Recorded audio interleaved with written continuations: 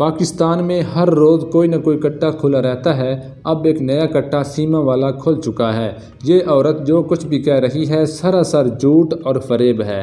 لوگوں کو بے وقوف بنانا اب اتنا آسان نہیں ہے۔ یہ عورت پاکستان میں ایجنٹی کر رہی ہے اور اس کو لگ رہا ہے کہ کوئی اس کی چالاکی سمجھ نہیں رہا۔ کوئی پاگل ہی سمجھ سکتا ہے کہ سندھ کی لڑکی اور زبان ہندی بول رہی ہے، ماں کو ممی اور باپ کو پاپا کہتی ہے، اتنے سلیقے سے ساڑی کو کیری کر کے بیٹھی ہے جیسے پاکستان میں سڑکوں پر جھاڑو لگاتی ذمہ داریاں کرتی ہوں۔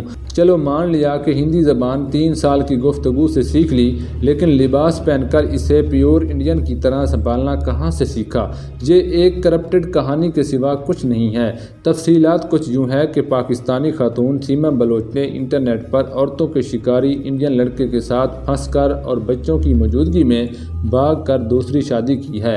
اس سلسلے میں عرض ہے کہ چھوٹے بچے اس تجزیے اور تبدیلی کلچر و مذہب برداشت نہیں کر سکتے اور اکثر جرائم کی دنیا میں رہ کر منشیات کے عادی ہو جاتے ہیں اور مکمل طور پر تباہ ہو جاتے ہیں۔ ان بچوں کو نہ تو مسلمان تسلیم کریں گے اور نہ ہی ہندو ان کو ہندو تسلیم کریں گے، بلکہ انہیں بھاگتے ہوئے فحاشی ماں کا بچہ ہونے کے طعنے مرتے دم تک پڑتے رہیں گے۔ سندھ کی سیما نامی ایک مسلمان لڑکی نے اپنے مسلمان شوہر کو دھوکہ دیا، اس کے اندھے اعتماد کو ٹھیس پہنچا کر دھوکے سے اس کی جائیداد بیچی اور اس کے 4 معصوم بچوں کو اغوا کر کے غیر قانونی طور پر نیپال پہنچ گئی۔ وہاں سے ہندوستان اور اسلام چھوڑ کر ایک ہندو لڑکے سے شادی کر لی۔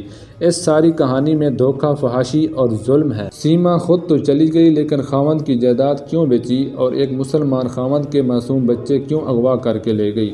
دشمن دیش کے ہندو انتہا پسندوں کے بیچ اگر ان بچوں کو کوئی نقصان پہنچا تو کون ذمہ دار ہوگا؟ یوں ایک غیر قانونی حرکت کر کے بچوں کی جان خطرے میں ڈال کر اس نے غیر انسانی حرکت کی ہے۔ کہیں معصوم بچوں کے حق میں آواز نہیں اٹھی، کسی نے مظلوم شوہر کے حق میں تحریک نہیں اٹھی۔ اس ساری داستان میں یہ یاد رہے کہ پاکستان سے ہندوستان جاننا بچوں کا کھیل نہیں ہے، اس کے پیچھے بہت سے عناصر موجود ہیں۔ یہ خاتون انڈیا کی ایجنٹ ہے جو پاکستان میں افراتفری پھیلانے کی کوشش کر رہی ہے، لہذا یہ اس کا ٹوپی ڈرامہ زیادہ دیر نہیں چلے گا۔ اس قسم کی اونچی حرکتیں کر کے یہ پاکستانیوں کو بے وقوف نہیں بنا سکتی۔ لیکن افسوس کی بات یہ ہے کہ پاکستان میں جو بھی سازش ہو رہی ہے اس میں پاکستان کا کرپٹ مافیا شامل ہوتا ہے۔ یہ لوگ عمران خان کو منظر سے ہٹانے کے لیے ہر حد سے گر سکتے ہیں۔ اگر ہمارے ملک کا کرپٹ مافیا شامل نہ ہو تو کسی باہر والے کی جرات بھی نہیں ہو سکتی کہ پاکستان کے معاملے میں دخل اندازی کر سکے۔ یہ سارا کیا دھرا رجیم چینجر کا ہے جو اپنے مفاد کے لیے منفی طاقتوں کا مہرہ بن جاتے ہیں۔ آج کل سیما حیدر کی پیار کہانی پاکستان اور بھارت کے سوشل میڈیا کی زینت ہے۔ سیما سندھ سے تعلق رکھنے والی عورت 4 بچوں کی ماں ہے، خود کو مسلمان بتاتی ہے اور اس کا شوہر روزگار کے سلسلے میں دبئی مقیم ہے۔ اس دوران پب جی کھیلنے کے دوران ایک ہندو لڑکے سے متحرک ہو جاتی ہے۔ کھیل کھیل میں یہ تعارف محبت میں تبدیل ہو جاتا ہے اور وہ اس سے ملنے نیپال جا پہنچتی ہے، جہاں دونوں باقاعدہ شادی کرتے ہیں اور اپنے اپنے دیش لوٹ آتے ہیں۔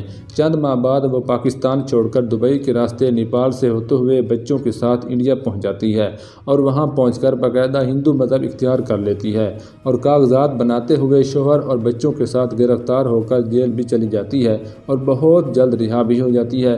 اس کہانی کے بعد سندھ کے لوگوں نے انڈیا کو دھمکی دینا شروع کر دی ہے اور کہا ہے کہ 1 ہفتے کے اندر اگر سیما واپس نہیں کی تو ہم پاکستان میں مندروں کو آگ لگا دیں گے، ہندوؤں کا قتل عام کریں گے۔ اگر سندھ کے لوگوں نے ایسا کیا تو اس اوباش اور غلیظ عورت کی وجہ سے دونوں ممالک ہندو اور مسلمان آپس میں پھٹ پڑیں گے اور بہت سی قیمتی جانیں ضائع ہو سکتی ہیں۔